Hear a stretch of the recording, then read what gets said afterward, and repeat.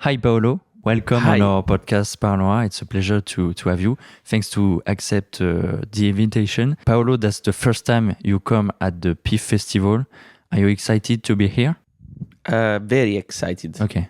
And did you feel the energy with the public yesterday? Yes, and the theater was full. There was definitely a good energy in the theater. Yeah. And I really loved the questions during the Q&A after the screening. I felt like there was a very passionate audience, and this is always a gift for a director. About the actor Giulio Feltri, who played the child Matteo in the film. So how do you find this young actor to play this complex and important role in your movie? There was a long process of street casting with my casting director. Yes. We searched for this young boy to play Matteo for around 6 or 7 months. I wanted to find him in the areas nearby where I would have shot. Yes, okay, of course. But then I couldn't find someone who had the energy and the characteristic of Matteo. I really needed this boy who I really wanted someone who were transitioning from a little kid to a child, an adult, to a young man. And Giulio has this thing, you can see it's like stretched, and you can see he's turning into a young man, but his eyes are the eyes of a child. Yes. And this is what I wanted. And I found Giulio in Rome. Okay. My casting director went to watch a theater play. It was like in a little theater school. And Giulio was there at his first year. And she told me, I think we found what you are looking for. Okay. I had 4 sessions with him to test him. Like a casting, like? Yeah, during the casting. Yeah. And it was really long, and I really pushed him really hard before choosing him. Yes. But I understood he had that fragility and at the same time the ambiguity of Matteo. And it was at the right point of his adolescence to play the character. I like a lot the character of Moreau, the father. Do you think he's good because he tries to help his community, or he's bad because he is form of abuse of this child Matteo? I don't think good and evil really exist. I think there are not good characters or bad characters in this film, but just characters that are pushed to be good or evil. Mauro is trying to find the balance between Matteo's needs and the community. Yes. But ultimately, probably his idea of what is right and what is wrong, it is too much at the dispense of Matteo. This is good to try to help a community, but it doesn't understand the intimate needs of what he calls his son. Okay.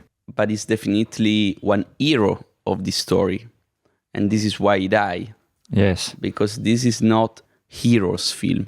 Yeah. It is about weak people who do really disparate things. Like the father-son relationship, because there is a lot in your movie, like Matteo and Moreau, in a certain way, Sergio and Matteo, in a way, and Sergio and his dead son.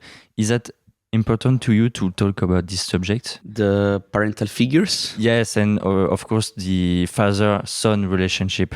I think it is really important. As I said yesterday night, in the relationship between a father and a son, but also a mother and a daughter, parents and sons, you can see a glimpse of the contemporary society. You can see some dynamic and how people look at each other, the relationship between people.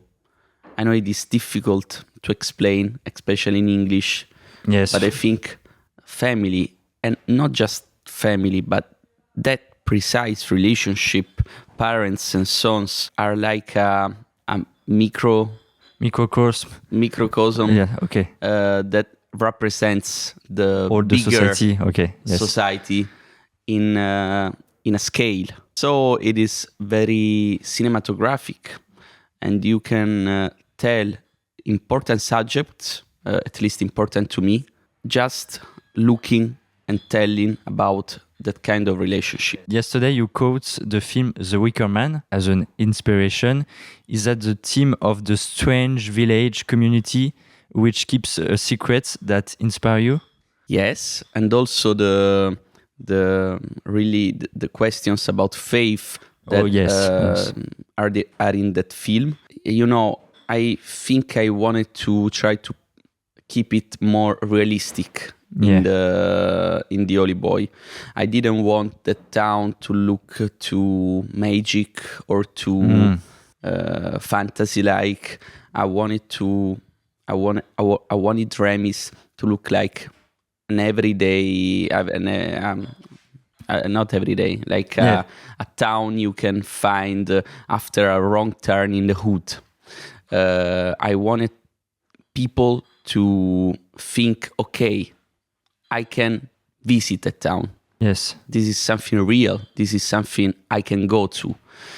So it is different from the depiction of the town of the Wicker Man, but absolutely it was a reference for me. And for my following question, one of the image at the end of the film is really impressive, with Matteo sits in the church and all the people around shaking like that. So is that important for you to create memorable images for the spectator? Yeah. Always. I try.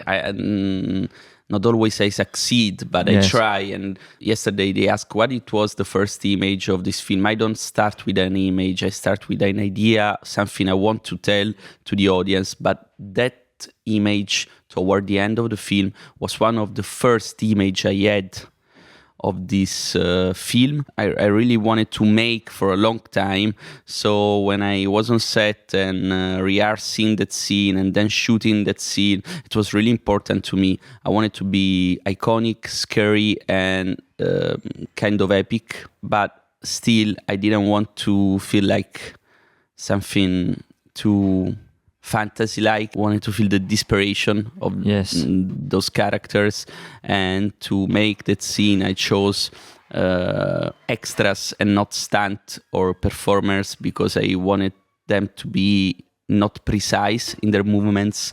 I wanted to be real, and so it was really difficult to make that scene, but also really funny and really a good memory for me.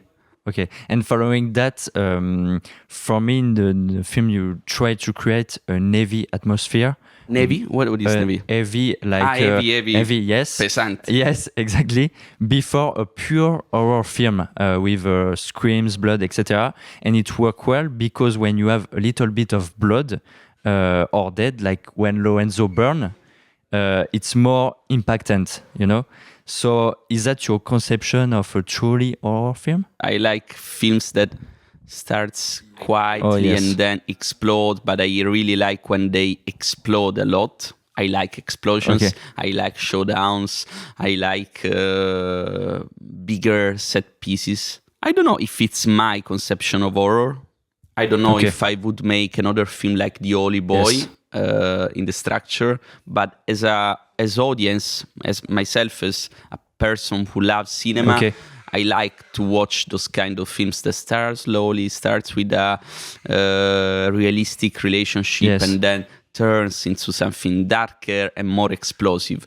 I agree with you, though. I agree that when you watch something and you are used to a rhythm of things, to a temperature of things, and then the temperature raises, it is more effective, and it's like a punch in your face. And you know what? When I'm at the movies, I want to be punched always. Okay. And about that, what's the most challenging sequence you have to deal with in your film? Probably the last one. The last one at the station, because there are a lot of characters, a lot of actors, but it had to be very emotional, and it's always the most difficult thing to create emotions in something that it is not realistic, in something that has to do with a fantasy situation.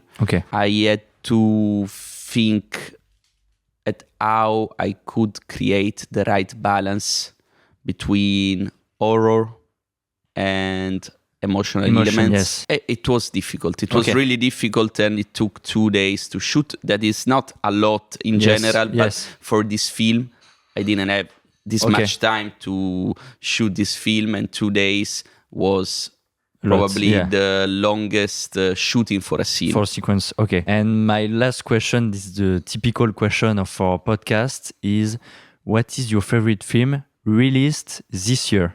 Do you have any idea? I have to look at my letterboxd. I don't know. Let's see. Probably, I would say 2 films. Okay. Really different films. Okay. One is Sirat by Oliver Leschel. I didn't see it. Okay. That's beautiful. And the other one is Bring Her Back by the Filippo brothers, the same directors of Talk to Me.